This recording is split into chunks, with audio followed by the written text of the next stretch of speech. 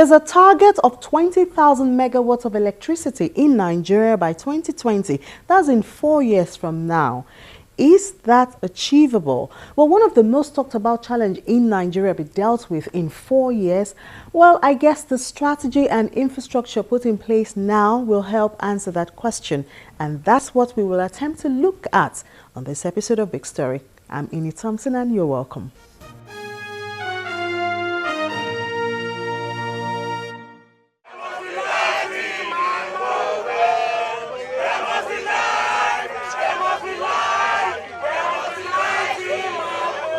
Placards and protests like this have become commonplace in various states in Nigeria, serving as forms of expression on a matter which seem insurmountable.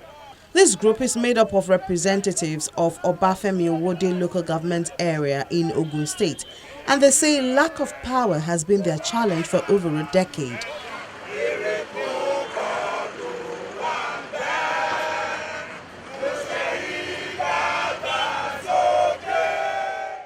The problem is for the past 15 years in this community, there has been no light, practically no light. When we came in some 13, 12, 11 years ago, we saw the rural electrification project ongoing and we keyed into it. We were hopeful that we were going to have light. In fact, there was the promise then that there was going to be light in December of 2002. The project was abandoned by the contractor then, Maje Kembo.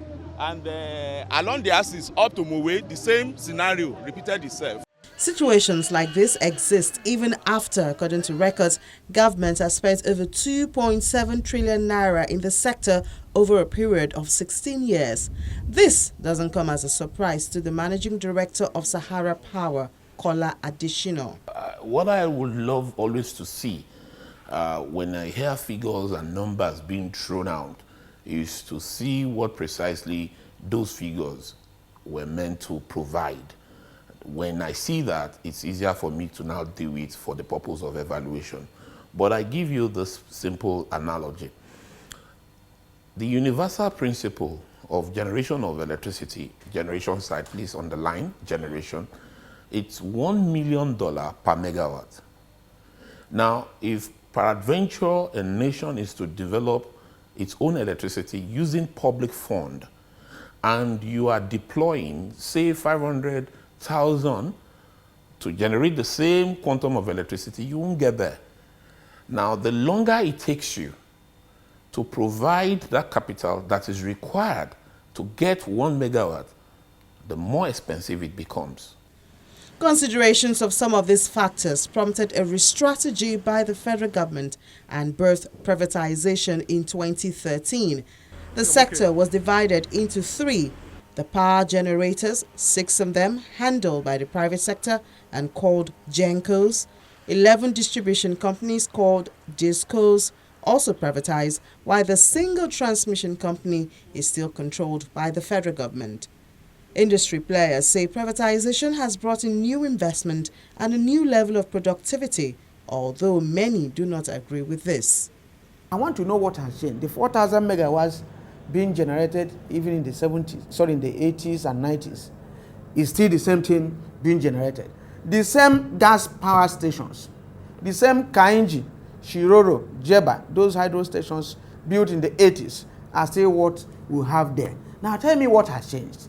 Is it that the new people have built one power plant, that is generating electricity? Is it that they have diversified, and they are now using wind turbines? What has changed? Where is the resources? Where is the investment? Check the transformer in your area and other areas. Have they even repaired them, talk less of changing them? I don't think so.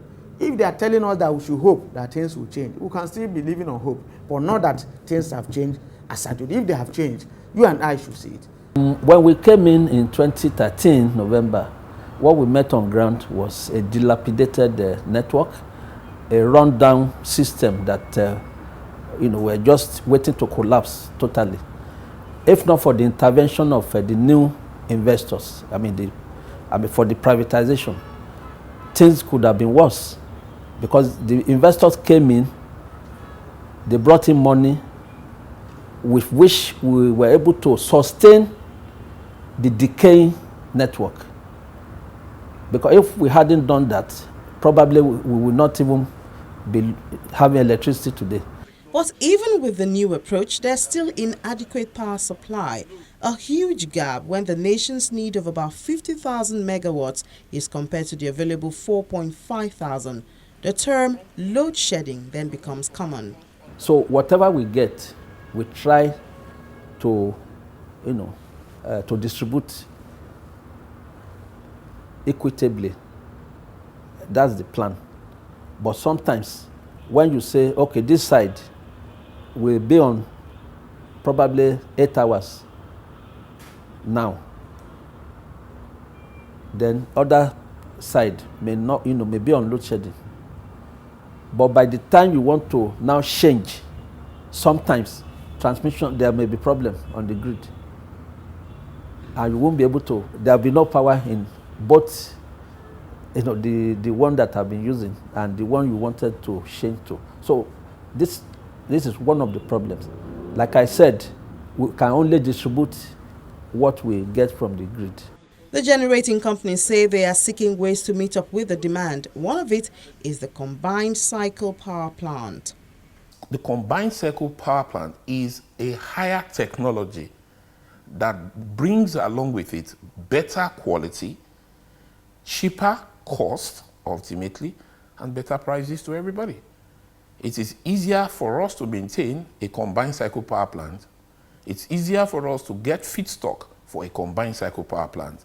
And ultimately, that simply means it's cheaper in terms of tariff to the customer ultimately. The quantum of gas that we use here today is about 394 million scf of gas per day. Now, if it were to be a combined cycle power plant, we probably will require just about 250 million scf per day. Invariably, we'll be using less gas to produce more power if we use newer technologies in generating electricity. That's where we're going ultimately, which is where and when we'll get to 2,670 megawatts I told you about earlier.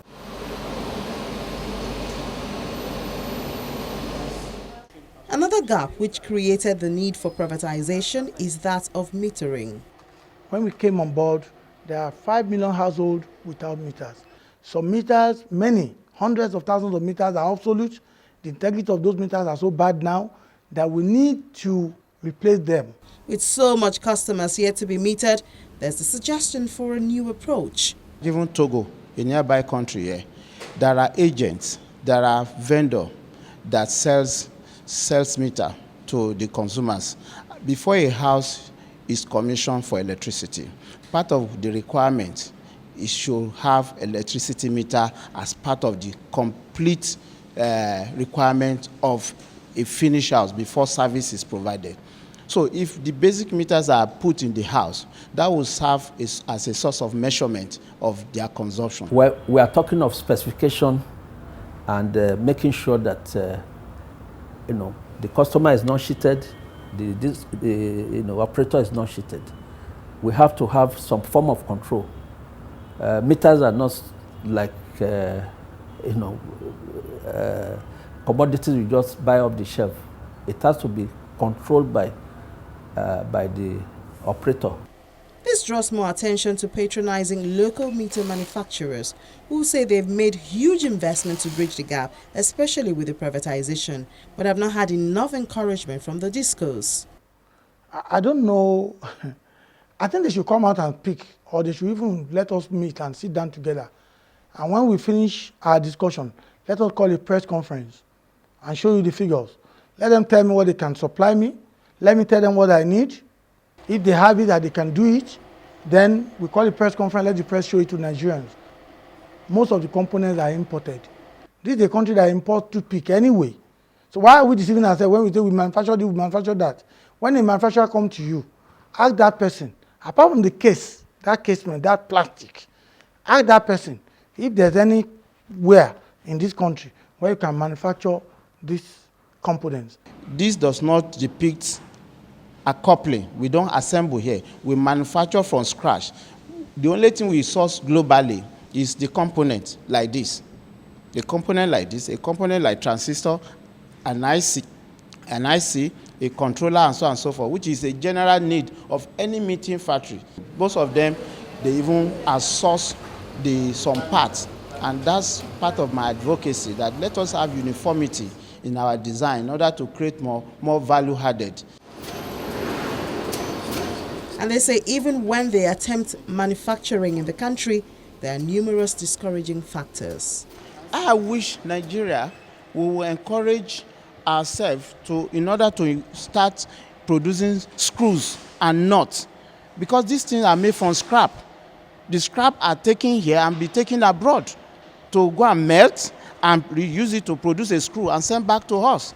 The same thing we do our wood. They take our wood abroad, they shred it and use it to send the furniture back to us. How long do we continue this? We can create a smaller companies of smaller factory that will be able to produce screws for all the need for the military industry, because we have 1,001 type of screw we are importing. This is screws made from scrap. After the manufacturers are done with the meters, the discos take charge and begin programming. In the case of smart meters, they are connected to the server to allow for two-way communication between the operators and the customers. They say from the server room, a customer supply can, for instance, be turned on or off through the click on the computer. The other operator in Lagos State is Eco Distribution Company PLC, which covers Lagos Island, Ajah, Ibeju-Lekki, Ikoyi, Mushin, and its environs. They say they plan to distribute about 200,000 meters for free in its rollout program by the end of 2016. Because of the schedule and the time it will take for us to reach everywhere, it may take like 3 years for us to be able to meter everybody.